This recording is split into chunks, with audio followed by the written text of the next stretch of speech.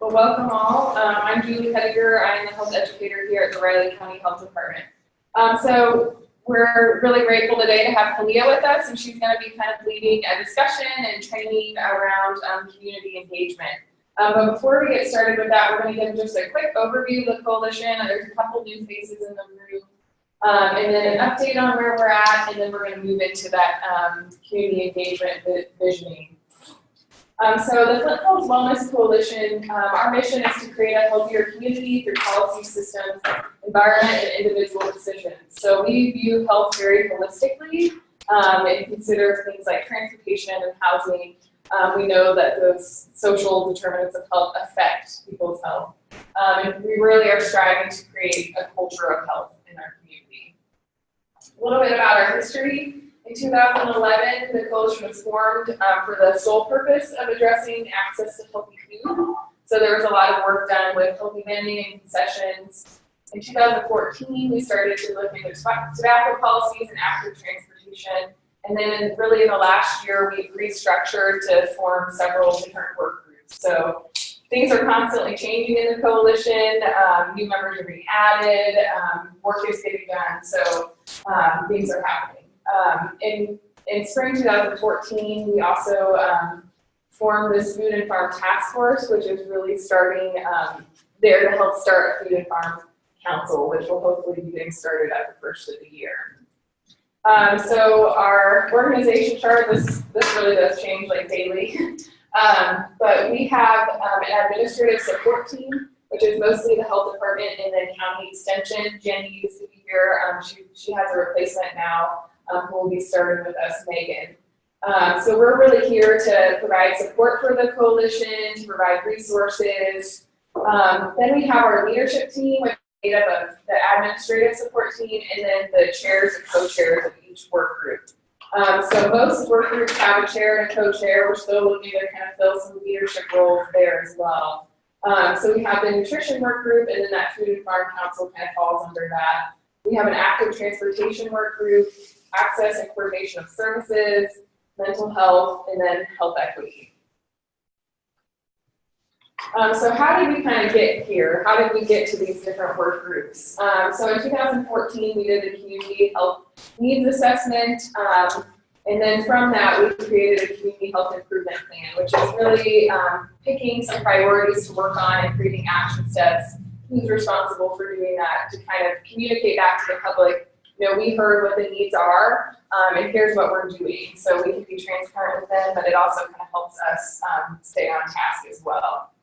So the 13 priorities that came out of that community needs assessment, anywhere from binge drinking to childcare, but we asked the community to pick 3 that they really thought we could make a lot of movement on in a couple years.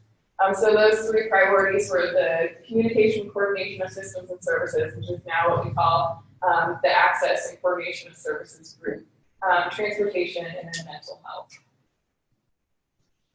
Any questions? I know that was a lot of information very quickly, but I think several of you have heard this a couple times. Okay, I'm going to hand it off to Brandon. He's going to give us a couple of coalition updates. Yeah, great. Thanks, Julie. Yeah. So a couple of things. You may be aware that the coalition was just awarded the Leadership Transformation Grant from the Kansas Leadership Center. And this was an effort that many of you in the room were part of a few months ago. And we applied as a coalition, and some of you submitted some letters of support for this grant. But in short, what this grant is $25,000 worth of leadership training for the members of our coalition. And we have, that equates to 40 slots of leadership training at the Kansas Leadership Center. If you're not familiar with the Kansas Leadership Center, they're doing some really amazing things and things that are highly relevant for the work that we're doing in the coalition. In fact, you know, one of the sort of guiding ideas behind their leadership training is that they're helping people and organizations develop the capacity to work together to address tough, complex problems, right? And when we're talking about the kind of work that we're doing in the coalition, whether it be food systems, food insecurity, childcare, even physical activity, transportation, like these are not easy problems. Like we just can't hire a consultant to come in and say, oh, here's exactly what you need to do, done, right? It goes beyond that. These are adaptive problems, and so our coalition over the next year between January 1 of 2018 and December 31. How many days in December? We're going to be sending folks from the coalition to the Kansas Leadership Center to receive this training, and I'll tell you more about that later. There's a few different kinds of training that we can do there, but it's something that we're really excited about, and also something that we're sort of in the process now of thinking about. How can we develop the capacity of our coalition, right? So we're at this phase where so far the coalition is kind of like this convening space, right, where people can come together and work on projects related to the work in the work groups. And we're asking ourselves, well, what else can we do, right? Like how can we help you actually do that work? And the leadership training is a huge part of that. So the other thing, last update here is in our Access and Coordination of Services work group. We have a consultant coming in on December 6th at 8:30 a.m. In this room to talk to us about a initiative called the Community Care Team. And let me back up a second here. The purpose of this work group, the Access and Coordination of Services work group, is to try to figure out, what can we be doing better as a community to increase access to services and also coordinate services. And you may be aware, or maybe not aware, that there are some clients and patients in the community who are utilizing services, whether it's the ER or emergency services, other kinds of emergency services, at very high rates, but they're not benefiting from those services. In other words, they keep showing up. It's this revolving door kind of phenomenon, right? And you can interpret that problem in a lot of different ways, but one really good way I would suggest to you is that there's a coordination of services problem. That people are not getting the services that they need at the time that they need them. And so community care teams is a strategy to try to address that. And there's an organizing group that has organized this event. Robin is part of that team, Caitlin is part of that team, and maybe a few others in this room. But that's going to be a 2-hour workshop on that day where we're going to explore pilot testing this community care team's model in Riley County. So you're more than welcome to attend. We've only sent out invites so far to agencies and people who would likely participate or be on this community care team, usually people who are providing some kind of direct services. But in line with the sort of social determinants sort of approach to thinking about health, it's not just, people providing, healthcare. It's also the housing agencies. It's also, the WIC coordinator. It's also, child care coordinators, right? And so it's a really holistic approach to providing care. So those are the only updates that I have. Does anybody have any questions on those before we move on?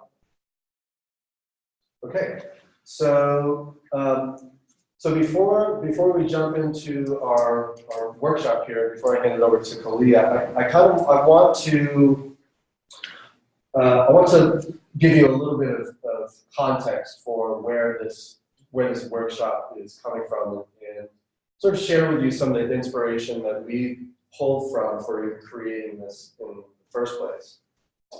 And to do that, I'm actually going to read you a little vignette that challenges us to think about how we go about doing the work that we're doing, right? How we go about trying to improve community health. And so I'm just going to also at the same time run through some images here that depict how some other communities across the country, but even some here in Kansas, and in particular Allen County, is going about doing their work in their coalition. And if you're not familiar with Thrive Allen County is essentially a coalition that is now turned nonprofit in Allen County that just won the Robert Wood Johnson Foundation Culture of Health Prize. If you're not familiar with the Robert Wood Johnson Foundation, they are essentially the premier public health foundation in the country, and they don't give out these prizes willy-nilly. I couldn't think of a better term. So, willy-nilly. That's what we're going. So I'd like to read you a little vignette. This is not from Allen County, but it's very similar to what they're doing there. And Julie, if you wouldn't mind, I think we have like 4 or 5 images here in the next about 5 to 7 minutes or so. If you wouldn't mind just kind of flipping through those. Okay, so I'm going to read to you something. A vignette about the Healthy Neighborhoods Project. West Contra Costa County is composed primarily of people of color and includes many deep pockets of poverty. In 1994, the Healthy Neighborhoods Project began as a pilot project in Pittsburgh, California. It was soon replicated in 5 additional neighborhoods. In each of them, the health department had been frustrated by attempts to engage communities in public health projects. The department's attempts to mobilize the community around tobacco control in the early 90s in the wake of several tobacco control policy victories and an influx of cigarette tax dollars was emblematic of the frustrations experienced. A long history of failed efforts and mistrust between the department, the nearby University of California, Berkeley, which often used this community for its own research purposes, and community-based organizations made dialogue with grassroots local leaders difficult at best, particularly since the Tobacco Control Initiative did not address a real community-identified need. To illustrate this, imagine a community fraught with economic stress and gang violence. Enter the professional health educator, making a good salary with benefits, and her anti-smoking program. She understands, and this is not about you, she understands that community involvement is critical to public health and seeks the buy-in from key leaders. What she may not understand, whether she's new to the department or not, is the following. It is likely that the community leaders she's approaching are already tapped for other categorical programs the health department has rolled out into the community. Furthermore, the local university has probably sought to involve them in community surveys and other research efforts. Also, every community needs assessment, every research study, and nearly every intervention is focused on community deficits, and thereby directly or indirectly reinforce the view that these neighborhoods are cesspools of problems, undermining community self-esteem. Also, in many communities, an influx of resources for one health program or another seldom has resulted in outcomes that residents could tangibly see or feel. Instead, many residents have concluded that the primary benefit of such programs are salaries for outside professionals and publications for faculty. Also, there may be a select group of community-based organizations, CBOs, that have well-established relationships with the health departments and are eager to accept contracts and other resources to partner on a health program. However, these CBOs don't always have a good track record of engaging residents on the grassroots level, may represent particular interest groups rather than the larger community, or both. After several years of good intentions being met with anger, mistrust, or at best passive indulgence, the Contra Costa Health Department staff did 2 things. First, and despite having their time paid for by categorical dollars for tobacco control, they spent long hours in the community with the blessing of the public health director, supporting local efforts to address 2 areas that were of great concern to residents: substance abuse and gang violence. Second, they decided to broaden outreach beyond the traditional CBOs and ask residents in the community who are respected by their neighbors how to proceed.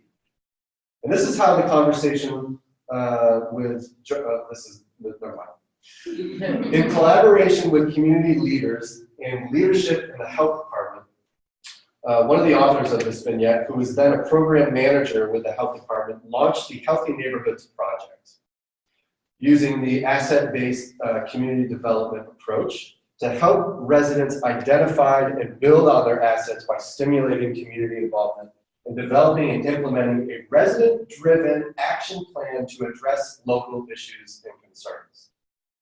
At the heart of the Healthy Neighborhoods Project were the hiring and training of a project coordinator, 6 resident community organizers, and 120 neighborhood health advocates who made up neighborhood action teams in each participating neighborhood.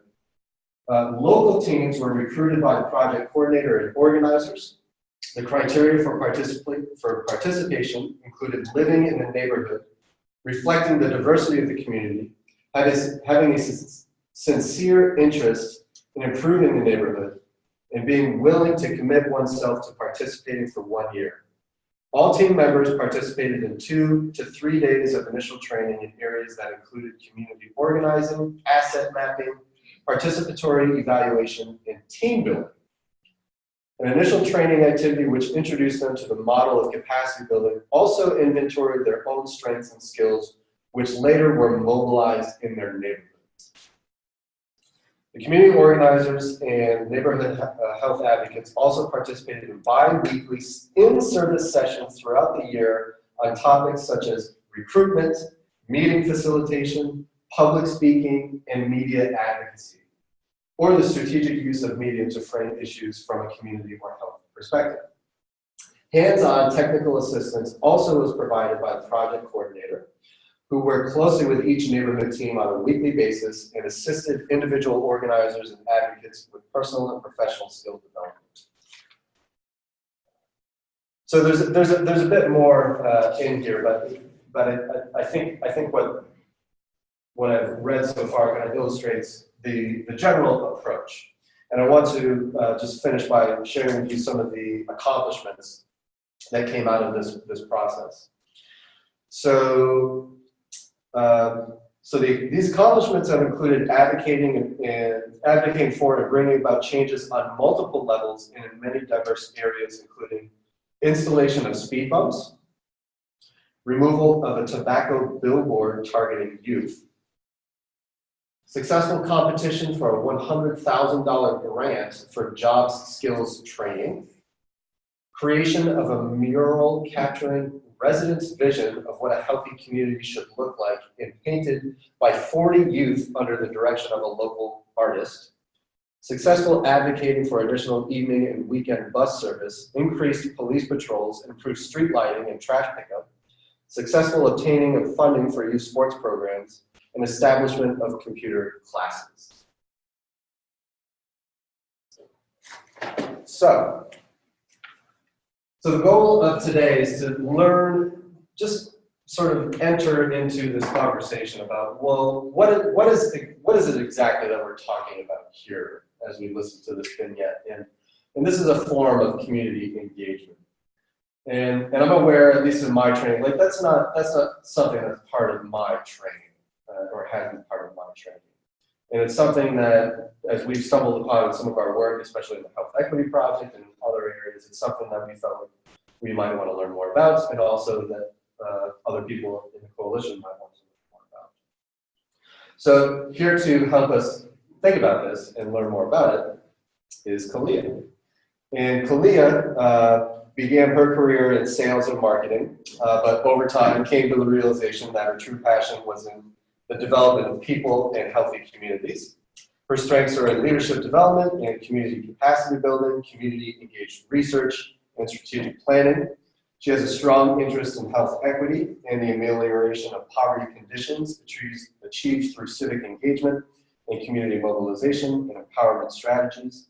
Her current work focuses on researching local food systems and building community capacity to address food insecurity and increase healthy food access. She's a graduate research assistant and consultant at the Center for Engagement and Community Development at K-State. She's a member of the Health Equity Task Force in our coalition. She's part of the Rural Grocery Initiative at K-State. She's currently pursuing 2 masters. Done with 2 masters. Okay, she's done with 2 masters, one in architecture and one in community development. And she's also consulting on some work that we're doing in the Healthy Communities Laboratory. So please welcome Kalia. Yikes, I have nothing else to say about myself. Thanks, Brandon. So guys, I'm gonna kind of fly through this, but like Brandon mentioned, this is just an introduction, something to get your feet wet in some of these concepts that we're talking about that were portrayed in the vignette that Brandon shared. I want to leave time for discussion at the end. So my apologies if we're going fast, but the point is to have something to chew on and think about. So no need for introductions. Engagement. So this is something that we wrestle with at the Center for Engagement and Community Development, defining what engagement is, because part of our work is to try to foster engagement on campus between departments, but also foster community-university relationships. So I'm curious to know from you guys out here, how do you define engagement, whether that is personally or even by your organization's terms? What is it? Feel free to just speak it out there. Approaching whatever the subject matter is and acting. Okay. I'd say being invested in something. You're willing to put your time into something. Connecting with others. Okay. Approaching a problem, a topic, being invested, involving community groups. Anything else to add? Listening, and then acting upon what you heard in a way that the community wants you to. Okay. Active listening connected to action. Two-way. Of course. Two-way dialogue and communication. Okay. Final thoughts. That was a lot, by the way. Okay. So here's how we look at it. As I mentioned before, I'm with the Center for Engagement and Community Development, also the Institute for Civic Discourse and Democracy, and we have 5 things that we look at when we're defining engagement at CECD. So we have shared partnerships between stakeholders, collaborative work that addresses some community need, goal, and or dream, work that is mutually beneficial to all parties in the relationship, and the creation and sharing of new knowledge, which we just heard a lot of these things from you guys here in the room a second ago. So looking at it from the ICDD side, we think about civic engagement, taking it just a little bit further by identifying increasing modes of participation and contribution to civic and public life through both political and non-political processes, and influencing relationships among leaders and followers who intend real changes that reflect their mutual purposes. I'll try to break that down and make that happen in action. But that is what we're going for.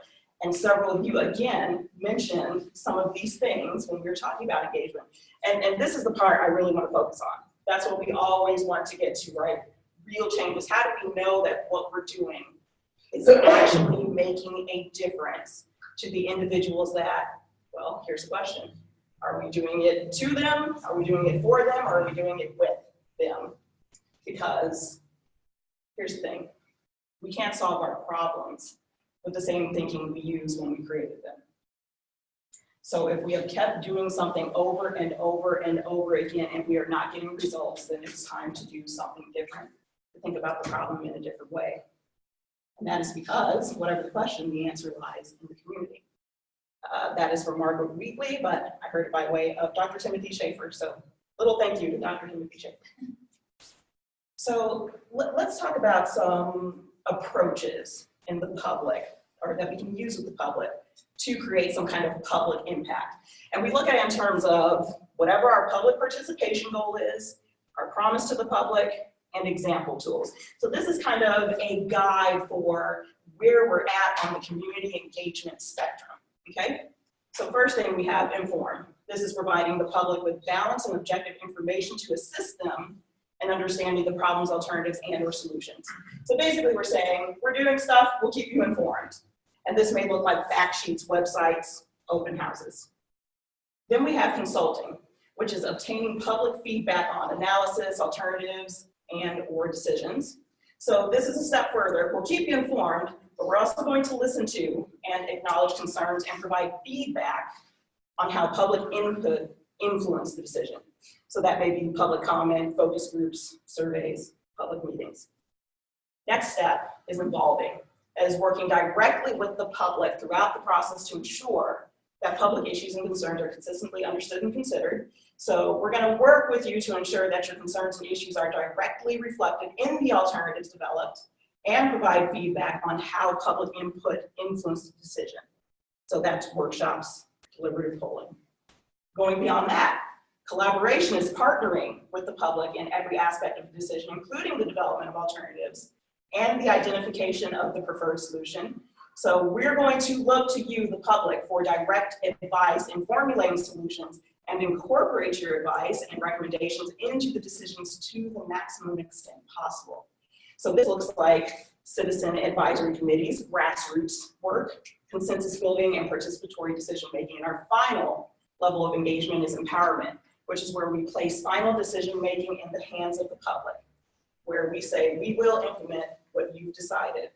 And that may look like citizen juries, ballots, and delegated decisions. And all of this is provided by IAP2, this framework or spectrum. So think about, in the work that you're doing, where are you on this continuum? Where do you want to be? Where are you trying to ultimately go, and make sure your work is building upon that at every single point? Very, well, really it's being very thoughtful about your work and being very strategic. So let's talk a little bit about engagement practice and where we are at in issues and where we're at in streams of practice. So when is Thanksgiving? About 2 weeks from now? Okay, 2 weeks. 2 weeks from now. Believe me, I'm thinking about food all the time, but this will totally make sense. So let's look at it this way. So what I just talked about with your engagement stream, that is like, that's like setting your table. Figuring out how many places you're gonna have at the table and what you're setting out for the type of conversation you wanna have. So then if we talk about issue stage of development, this is your meal. This is meat and potatoes of what you're gonna have at this table. So we need to figure out what kind of issues that we're dealing with, and if we wanna do a proactive assessment, which is identifying potential or future issues, which could be done through future scans, trend identification, long-range planning, or if we're doing a responsive assessment, which has to do with a current or rapidly emerging problem, and we need to have some quantification of the breadth and depth of these issues. So proactive is really good for large-scale divisive issues, and responsive assessment is good for figuring out what the root causes of a problem are versus just the symptoms. Okay, so streams of practice, we have 4 different ways to look at our conversation or dialogic approach. We have exploration, where people learn more about themselves and their community or an issue, maybe come up with some innovative ideas. Have conflict transformation. So if we have some poor relations or specific conflicts among individuals or groups, we try to tackle that. We also have decision making. And this gets into policy impact and public knowledge. Last, we have collaborative action. People trying to tackle complex problems and take responsibility for solutions they come up with. And we may have a combination of these things when we are holding a public dialogue to figure out what's going on with the problem. So in terms of our Thanksgiving dinner table, this is the part where you figure out who you're gonna sit next to whom. Like Uncle Bob can't be next to Cousin Glenda because of that thing that happened 20 years ago or whatever. You think about what kind of interactions you want to take place between people. So I'm gonna pass this around you guys. We don't have time to go over it, but I want you to know that there are many approaches to dialogue for what you want your outcomes to be and what kind of conversation you want to hold. So here are examples of tools and strategies. And for some of you in the room, this may look familiar, but just when you have some time, absorb this. These are different ways to get the public involved. Furthermore, whenever we're trying to work on a project together, we have different roles that we can play. And sometimes it may be kind of difficult to imagine what role I'm going to play. So here's some ideas about roles that you can play in public engagement. And actually, what we're going to talk about next, I want you to keep some of these things in mind. Kind of browse over the goals, engagement framework, maybe save that for later, but I mean, you can go ahead and look through that too. But before we move on to the next section, just a quick summary. The things that we want to think about: what is our public impact?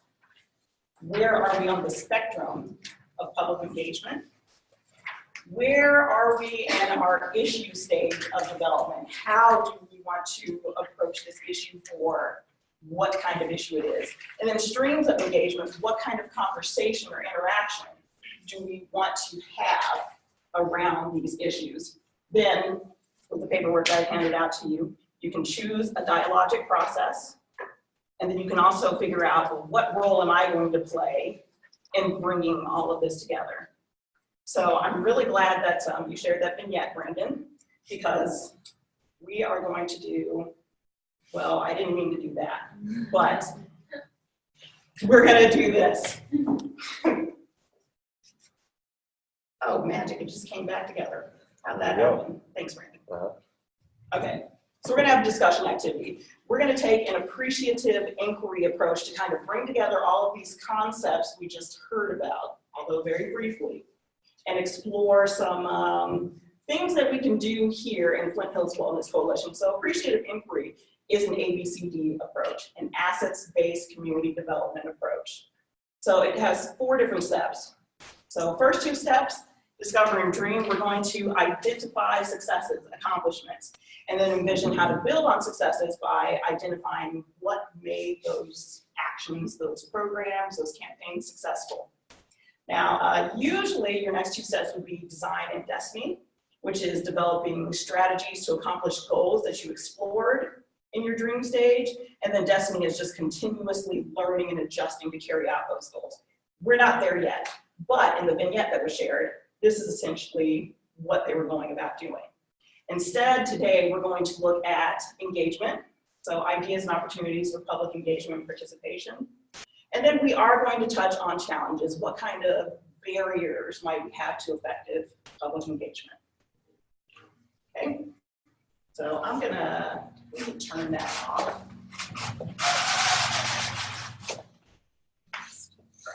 Perfect. Okay. So let's have some discussion. Water first. And here's the other thing. If you can't see what's up here, then feel free to come up here. You guys don't have to stay at your tables. If you want to come up here so you can see what's going on better, because I don't know how big I'm going to write yet, then go ahead. That is totally fine. But first, let's talk about successes. So share with me programs, campaigns, whatever in your professional work where you've had an experience of success. Just describe what that program, campaign, or initiative was. To have to be like directly related to public engagement. Not necessarily. We'll tease some elements out here in a little bit, but I hope there have been some successes in the room. Think about it. I'll just offer that in the area of mental health, several years ago, there was the formation of a group called the Riley County Mental Health Task Force. And as a result of conversations and identification of problems, it was decided that law enforcement needed to have mental health professionals working with them to respond to the mentally ill individuals they encountered on the street when they were on patrol. And so the outcome was that 2 mental health professionals positions have been funded through the city and county law board. And it's a partnership now between Pawnee Mental Health and Riley County Police Department to these two mental health co-responders who work with the police department. And so that did not exist until about a year ago. Okay.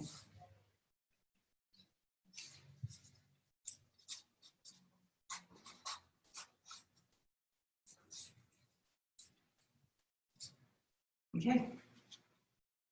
Also kind of along the same line with the university health center, we saw that mental health is a huge issue with students. Actually, right now, the second most common reason students come to looking is because of anxiety. So we recognized that a few years back, and we were successful in recruiting 2 mental health nurse practitioners that are now on the staff.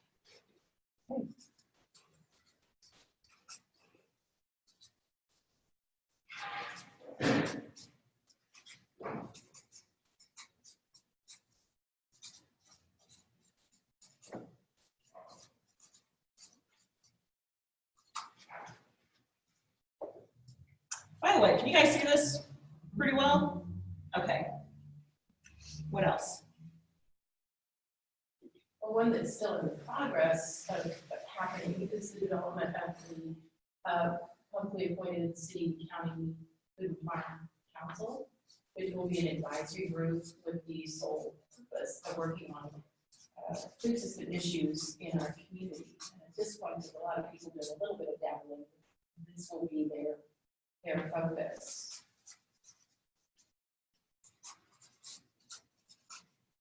Kind of side of that also, Julie didn't mention the on-campus food pantry. So that's an outcome related to helping food insecurity students.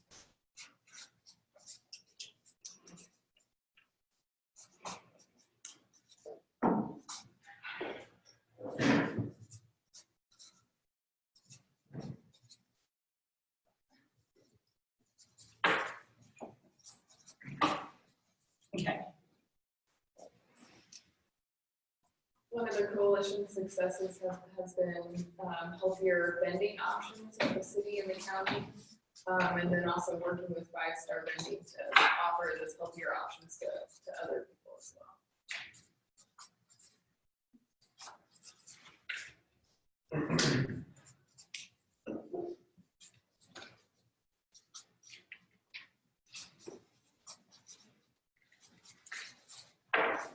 In transportation, we're launching new day-to-day routes that have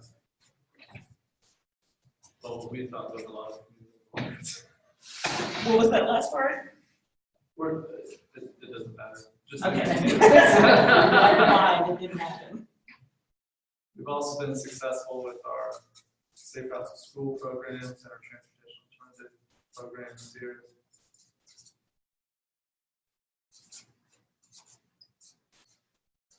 Yes. I think we've also increased citizen participation with the Final Friday rides.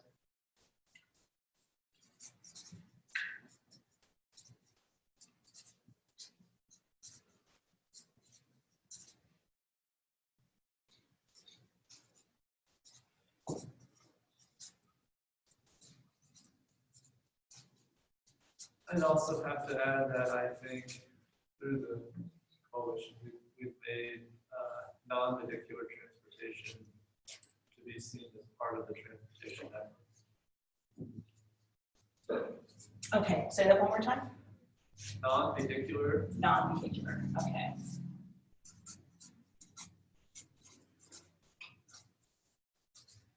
you could add green apple bikes at the end of there as well. All right, got it.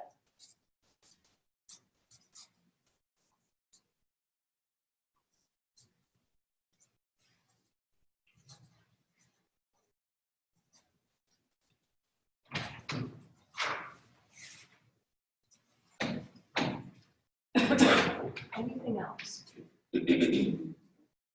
Well, this coalition is a great example of only 3 years ago it would have had a single focus and has now expanded itself into a collaborative effort of 5 work groups with the development of subgroups under that and increased grant support. So it's work in progress, but it's certainly progress.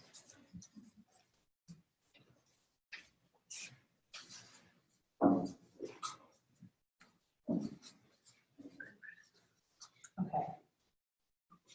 We're gonna move on to the next one, but if you think of anything else, and we're finishing up, come up here and write it down so that we can capture as much as possible, but I want to be respectful of our time. We're gonna move on to the next thing. So let's talk about some of those conditions for success.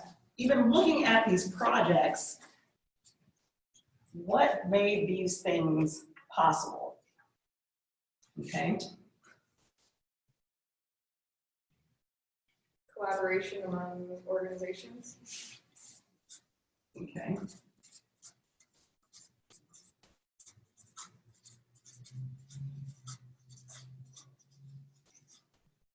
And in some of these cases, how did the collaboration happen? How did it come about? If you could provide some details. Chance. There has to be a leader or leaders driving the effort.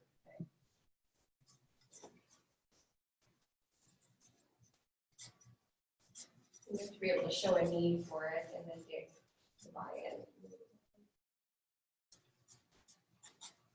Seems like anything specific about the issue, like with the employees and mental health, get really specific about the issue. I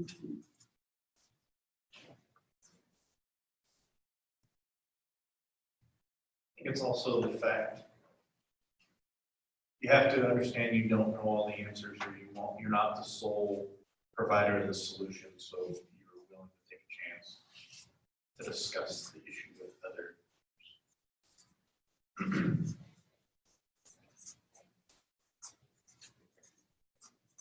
In terms of transportation, it's people seeing things done elsewhere, thinking it can be done here, or should be done.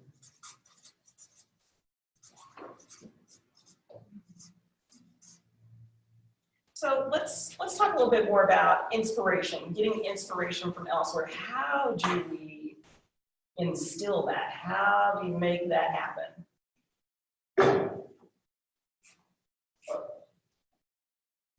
What level are we talking about? Like, I just went on the regional visit, with some civic and business leaders, and you tell them about things here, and then all of a sudden they go see exactly what you're talking about, voila. You know, it's a great idea, let's do it. People have to see it sometimes, at least in transportation, before they click for them. Okay. And really, we talk about this at any level. You know, whether it's just interpersonal here in a smaller space between two individuals, or much larger, like what we just shared here. You have to create a vision too. I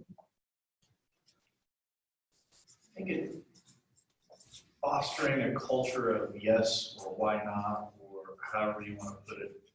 People just say, oh, I ain't gonna work in Manhattan, but why bother go get inspiration anywhere else?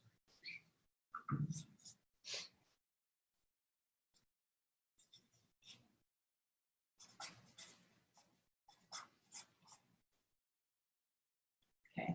Anything else to add on inspiration? And again, if something comes up to you later or it comes to mind, feel free to write it in. Can I come back under, I think it's a new bullet point, but Okay. it seems like in all of these, there's a willingness to keep going forward even when there are setbacks. So I'm not familiar with all of them, the situations, but several of them, I know there's been somebody that said, why did it happen here? But there's a willingness to keep going. Okay. When somebody said no. So overcoming barriers. What do we need? What has happened in some of these situations to overcome barriers? Support. What's that? Support. Support.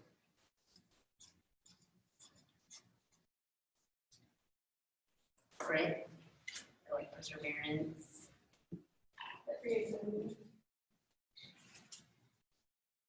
Creativity.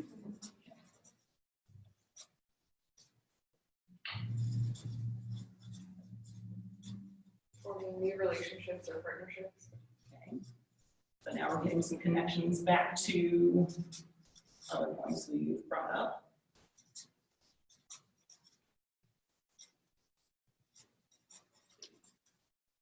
Which this can also be a part of support. And I think what Chad kind of spoke to earlier too, but also like recognizing that you may not have all the answers or you may not know the situation as a whole, and so being willing to reach out to other people and to build relationships. Again, back to the relationships too,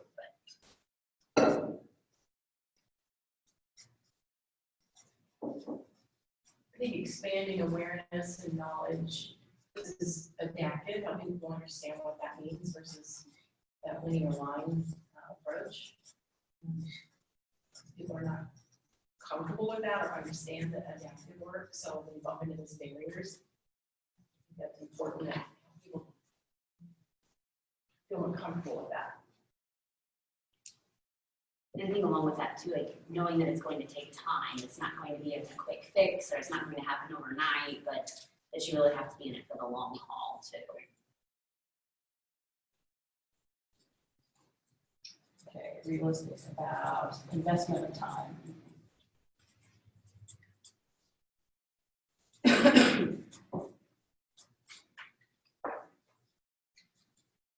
Okay. Anything else to add from some of these situations or successes? Other things that you can think of that may not be on here that created the conditions for success. So we've got collaboration among organizations, we have inspiration, we have overcoming barriers. And there's some, crossover in some of these categories, but anything else to add? Closing the deal, doing that follow-up and making sure that all the pieces fit properly and it's within the need. Let's make that a new one. Close the deal. And I'm hearing maybe something like coordination, bring all the pieces together. Is financial considered a condition? It can be, yeah. Or just resources in general. There, resources, and we'll put financial under there. So let's talk about these two subjects, closing the deal and coordination and resources. So we've got financial. Would you say the heart of the deal? Yeah.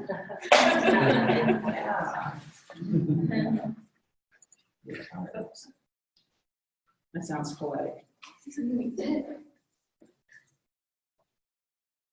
And actually, let's talk a little bit about that.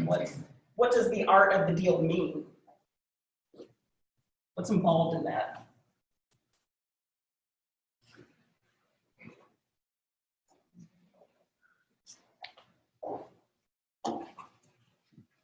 I said that completely as a joke. Well, I put chance up here. If you say it, I'm going to put it up here. But let's explore that. Close the deal, the art of the deal, coordination. Well, I don't know what your take with that statement was, but so for example, with the mental health, the partnership between the police department and county mental health, I imagine that Robin had to do a lot of the messing of your, how you talked about it to people that were going to pay for it. So strategic messaging. Yeah. That's just one of the things that I do. Yeah. Say something and Yeah. All right. It also has to benefit both parties. Mutually beneficial. I think that goes back to having a clear statement of what the issue is that you're trying to address. And I think a clear goal in mind. I mean, some of this stuff, we never know where we want to go, so we never can close a deal. But if we have an end game in mind, that's how it goes. Okay, clarity. And even on resources, financial, we know that's always a huge one. It's always a big one. But there's more. Time. An equally big one. you know, the mutually beneficial one is kind of interesting in that, you know, that kind of, I think that kind of refers to, you know, people who are sitting at the table who are interested in making progress on that issue. But I think it's also important to recognize that for some things, there is clearly opposition, you know, to whatever, you know, progress you're trying to make on that issue, and considering, you know, how to deal with that is also important. Okay, addressing opposition. I think it goes back to that strategic messaging also, knowing what your opposition is going to be and figuring out a way to address those issues. And I think also part of that is too, is like kind of identifying the multiple interpretations too, and then being able to create messaging, I guess, to kind of help with each of those, or to make sure that you're thinking through what all of those different interpretations could be too. I like to say that when you do adaptive work, you have to become a multilingualist, able to speak many different languages to many different people, because we really are all speaking different languages and a lot of times have the same point to make. Sometimes overcoming inertia or indifference can be more difficult than addressing opposition.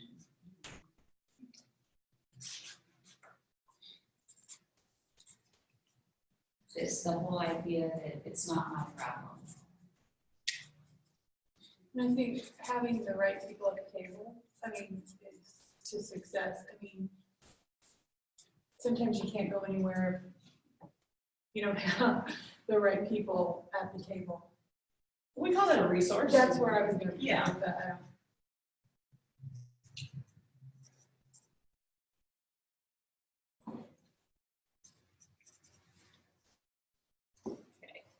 Let's fill up this resource space a little bit more.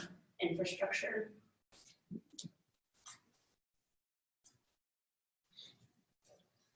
What are some of the things you think about when you think of infrastructure? Anyone? Depending on what it is, it can be, we think of transportation, it could be sidewalks, it could be bike lanes, it could be Buses, drivers. yeah, lighting even. The workforce. Yeah, workforce. Okay. So we have some physical things. We have some like human labor related things.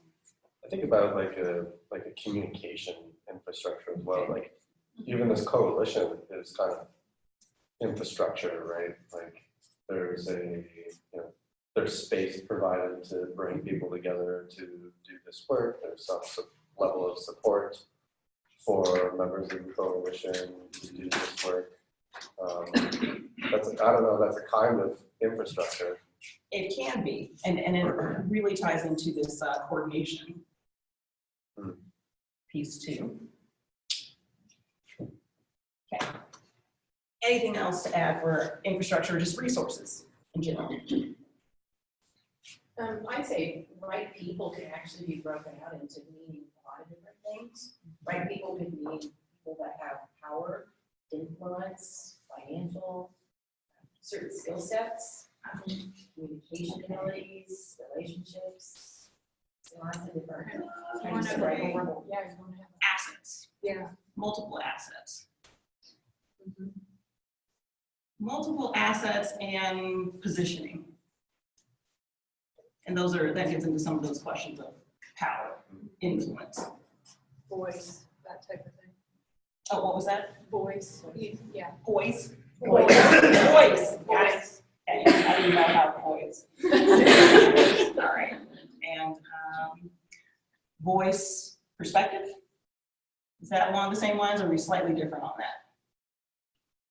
When I heard voice, I heard power. Ah, okay. Yeah, and that relates to position. Yeah. Okay. So let's move on to the next one. And we filled out more papers than I thought we were going to, which is great. Yeah, Brandon, that would be awesome. Please.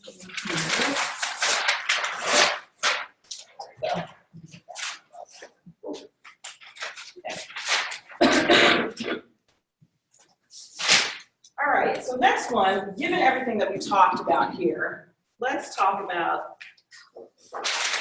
I don't want to be wasteful, but it's so funny. Ryle thinks it's funny because in the office I move around papers on walls and everything's lined up. Yeah, I'm a bad person. Worst nightmare. Anyway, okay, so let's talk about public engagement. Okay, looking to our successes. We talked a lot about collaboration, okay? We talked a lot about coordination, needing the right people at the table. So then, what are some things that we do to be successful about engaging the public in this? Building interest by giving them a vision of the outcome.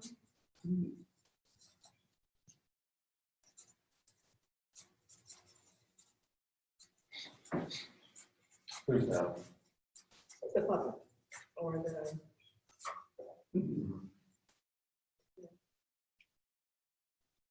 And you know what, it doesn't even just have to be the wider public. What about when you want to have partnerships with organizations? Where does the engagement happen there too? What are some of the conditions? You can think about it from that perspective as well.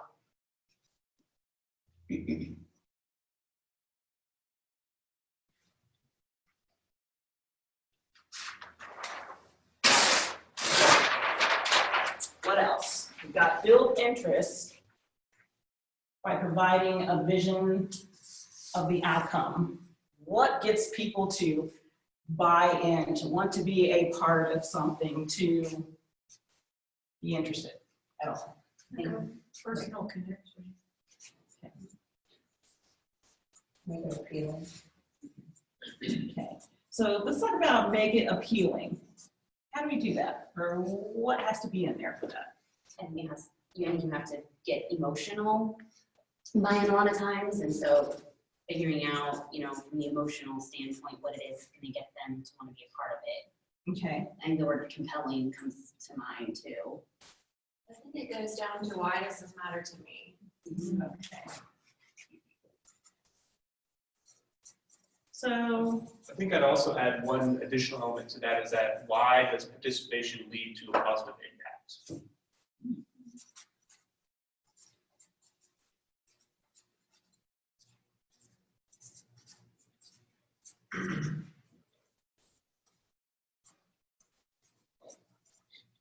So part of this can be the what's in it for me, the what's in it for my community, which still comes down to what's in it for me to some extent.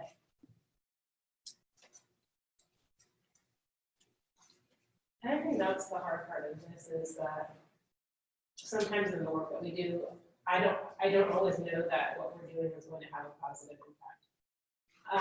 And I don't mean that negatively, I mean that when we're doing adaptive work and we're being experimental, I don't always know, or I wouldn't even say that we don't always know that what we're going to do will change the policy that we want it to, or to change some procedure, or change get you a street light that you wanted. I mean, and that's a little pessimistic, but I don't know that we always know that. Okay. When we're being experimental, how do we know that we're being impactful when we're being experimental? Or just in general, but even especially so when we're going into uncharted territory. And we know measurement is usually pretty important for grants, for finances, for people that want to continue to do the work. What do I have to show for it?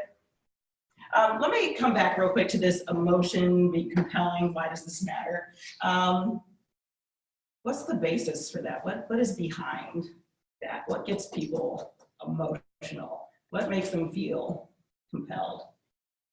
there has to be some conflict or, I can't even think of the other word I want to use. Like an unaddressed need of some sort? Yeah, need, pain, pain's not the right word, but you know what I'm saying, Mhm. an issue. Issue. Okay. So sometimes we have to help people figure out what that is. And that gets down to root cause as well, because sometimes we see symptoms of problems and we put a Band-Aid over a bullet hole, I say. And it doesn't stop the bleeding, it doesn't get at what the actual problem is. So if we come in and we do this little thing on the surface, you know, maybe it's good for a minute. And then also emotions being compelling and speaking to adaptive work, which we talked about in different spaces here. What about people's values, attitudes, beliefs? Those really ambiguous, hard to grasp, but are at the center and core of everything that you do to try to make change.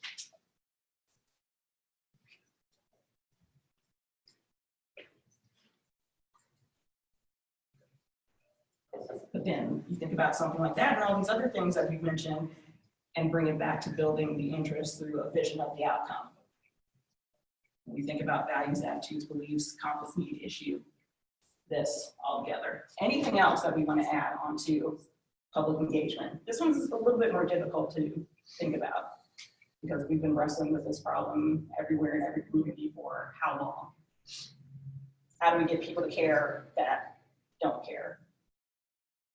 It really is underscoring in that personal, because it's not about, I mean, newspaper ads are part of it, social media is a part of it, you know, press releases, all that kind of traditional marketing stuff certainly is a part of it. But as much as anything, I think it's the talking to the person next to you or your neighbor or the person, you know, who shares clients with you or people with you. It's making those personal connections and one-on-one beginning to influence how other people view the problem. And doing the one-on-one invitations, you know, we come join me, you know, we're talking about this issue, it's really important to the community and to you. And I just think that it really is personal in using our influence at that personal level, making those personal connections.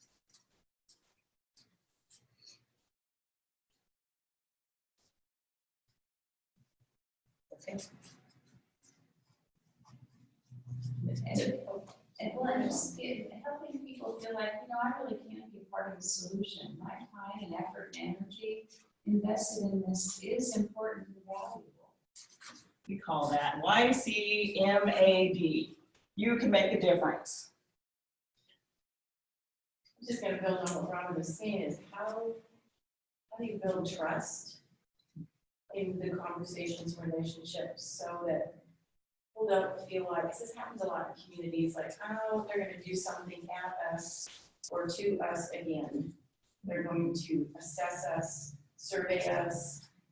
So how do you build that trust and relationship so that this is a true together process? So not a grant project. So even with that, what you mentioned in your vignette was a history of mistrust. And how often does that happen in community? Okay, I'm going to move us on to the last stage, which is, we've already started talking about some of what I want to talk about in the last phase, which is barriers, obstacles. So I could write some of the things that we've already talked about. Talk about trust. We talked about in other places inertia, apathy,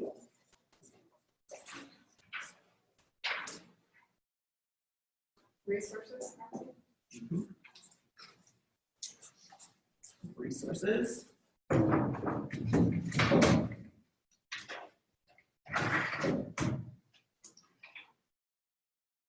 Or even there are barriers that we can identify, but let's also talk about personal barriers to us engaging in this kind of work. Any fears, any hesitations, those things too. Let's look at that very, very personal level, but then also going more macro, okay? Everything in between too. How about the, I've done this before, I'm tired. So, not being very eloquent right now. Or now. Yeah. Yeah. Or now, exhausted. I think sometimes we experiment and we're disappointed when something doesn't work. Okay. I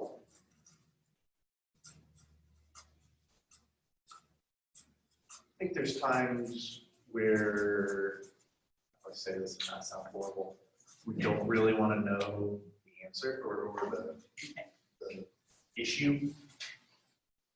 We're afraid to hear what that issue is, so we just don't engage and go after it. NIMBYs, Okay. What was that last time? NIMBYs, not my bad. Oh, NIMBYism. Anti Yes. anything. NIMBY. We have the perception that it'll slow us down to do this engagement.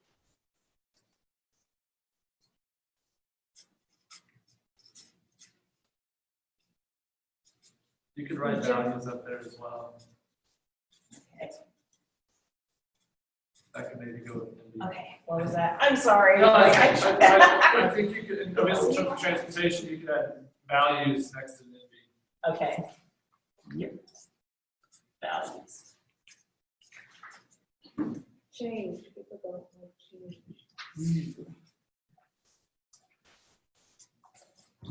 Change is intimidating.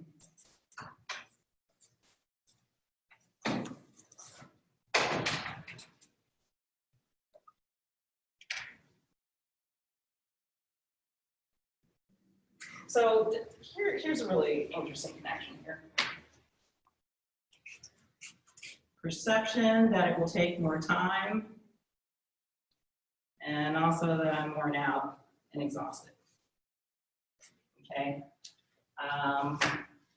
So community work really does take putting in more at the front end to get the payoff on the back end. It's that capacity building, which requires that commitment up front. Yes, you're already tired, just do more to prepare people. But in the end, if you do that, it does start to alleviate that problem.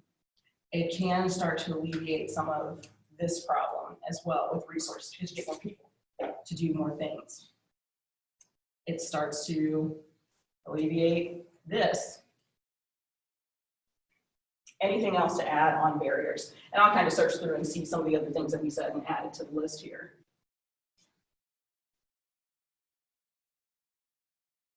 These are big ones.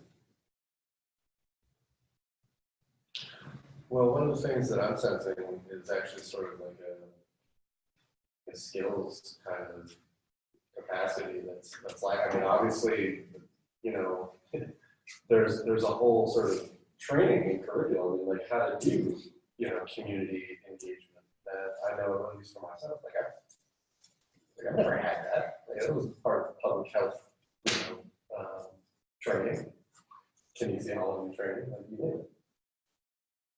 Lack of knowledge, skills, expertise.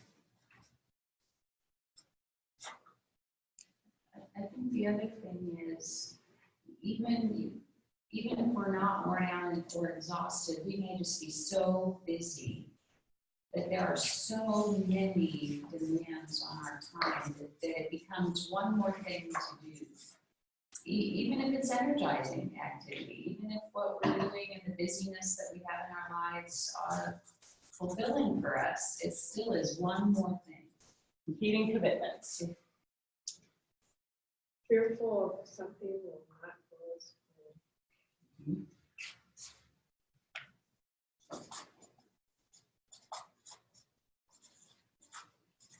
So then you put in all that work, and because it's adaptive, I mean, maybe there's some experimentation and a whole bunch of we don't know, we've not been in this territory before. We do all this, we go in energized, and it doesn't work. I think sometimes in this work, we hold on to the work instead of giving it back, capacity building. There's a fear of loss sometimes in that. If you're really passionate about this, sometimes that's our own challenge. Fear of loss.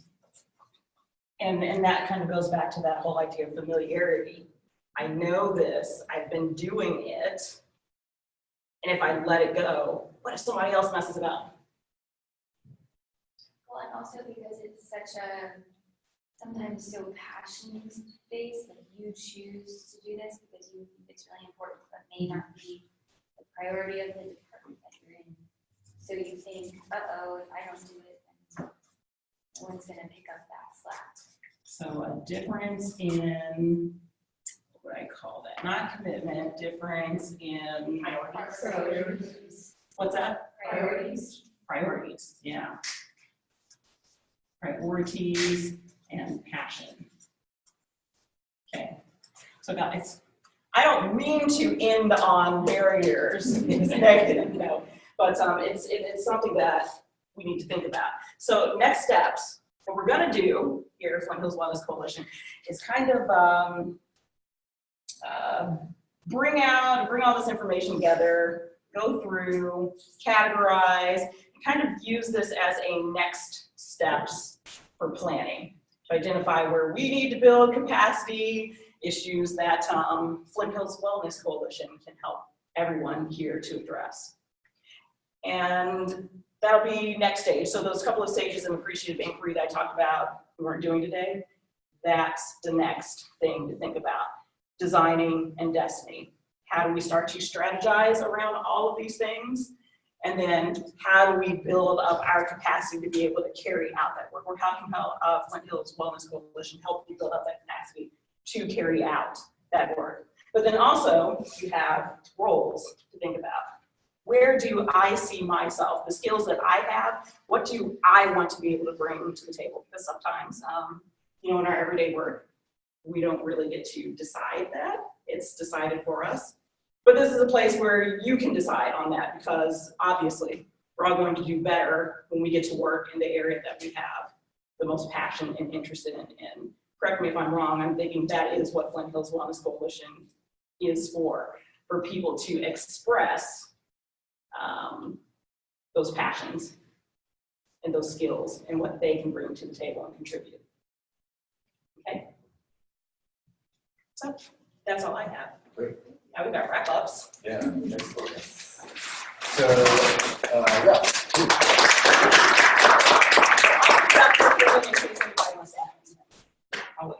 Yeah, so we will follow up by sending you, and sit back for a second because we'd like you to just fill out a little brief evaluation of this session.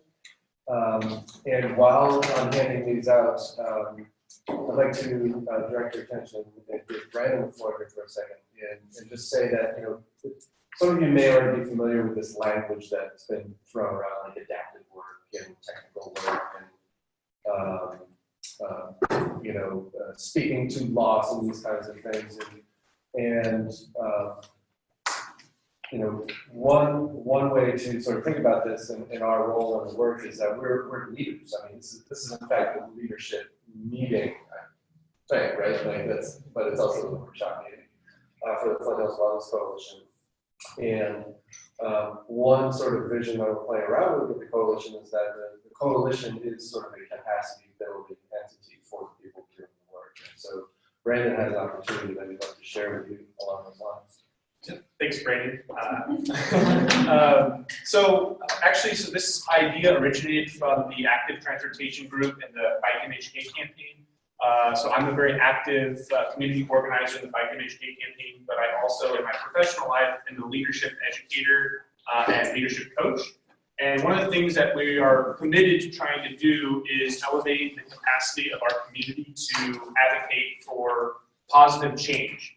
And so talking with a few folks in this room, and Julie and Brandon in particular, we want to acknowledge that in order to make progress on the tough adaptive challenges that we're all confronting in our different civic and professional lives, it requires new ways of being and in many ways leadership capacity building. And so one of the things that we wanted to experiment with, and we're going to be hopefully doing this with the Bike MHK campaign, and I wanted to open it up to the larger coalition, is creating a leadership coaching program. So anticipating the results of the Kansas Leadership Center Transformation Grant and kind of this culture of adaptive leadership and leadership coaching in Manhattan, we're hoping to create a coaching program that can help our coalition increase the capacity to communicate across our organizations and our work, our scope of work, but also really create a space of accountability and action and idea generation through coaching practice. So if you're interested in participating in this pilot study, we're going to try to start it in the beginning of the year. So I'll leave my cards up at that desk. Just feel free to take one and shoot me an email and I'll follow up with you. Our hope is over the next couple of months, I will be meeting with people who are interested in participating in the coaching program. And then we would start the coaching in January. And depending on the circumstances, we could either do individualized coaching with just a leadership coach and yourself, or do some type of team coaching related to maybe a topic or organizational challenge. So let's say there are 3 or 4 people, usually no more than 4, who are wanting to work through a new idea or action, and they want to receive some coaching together. We could do the sessions that way. And just to what we're hoping to do is that we're really running an experiment. So we're seeing how this leadership coaching program and approach could work in our community. So we'll be doing some impact evaluation through the coaching program. That's why we're doing it. And if it's really successful, we're going to hopefully expand it to other individuals and organizations as folks come back from the Kansas Leadership Center participating in the transformation grant. So you would really be helping our community experiment with what this looks like, but also receive some leadership training in the process. So again, if you're interested, send me an email. If you have questions, send me an email. If you want to just know more about leadership coaching and how you can get involved to become a leadership coach in Manhattan, let me know. Again, my name is Brandon Cleaver, and I work at the Staley School of Leadership Studies. So I'll leave my cards up at the desk, and just feel free to grab one. Just a couple things. This doesn't cost anything. It's free of charge. Yeah, there's no. We're just doing it the way this started is I'm a volunteer community organizer for the Bike MHK campaign because I'm passionate about cycling as an alternative to transportation. And in our group, we're trying to increase our capacity to advocate for safe cycling in Manhattan. And I've been participating in these Flint Hills Wellness Coalition meetings. And I'm also a leadership educator in my professional life. So I thought that since we're doing this with the Bike MHK campaign and we're seeing how it works, if there's others involved with the Flint Hills Wellness Coalition that would like to also participate, we would welcome that. So it's really testing out the idea, and then maybe in the future we could apply for a community grant to kind of institutionalize the program to help our communities and organization move forward and make progress. So again, yeah, it's completely free, volunteer. Really, you would be receiving leadership capacity building and coaching, but then in turn, by participating, you're helping us make sense of the program and what it could look like for a larger group. That in some ways, when you think about the current scope, we're limiting it to the Bike MHK campaign and basically the Flint Hills Wellness Coalition, but with the hope that we would get some data and ideas of how this could look like at a community-wide scale to scale into our entire community. Thanks, Brandon. This is a really good opportunity, especially if you haven't had training, at KFC, or even if you have had that training. And you mentioned that this is experimental. We're not the coaches are trained. We're not just experimenting with leadership. Yeah. You would be working with some very well-trained coaches. Yeah. So. We're very fortunate at the Staley School. We actually have a partnership with the Kansas Leadership Center. So we have access to like trained leadership coaches. So you'd be receiving professional leadership coaching. And we get to do this as part of the Stately School because we're a land grant institution committed to public service. So, thanks. Yeah, so we just got a couple of minutes left if you want to fill out those evals real quick, that'd be great. You Thanks, just Sharon. sign it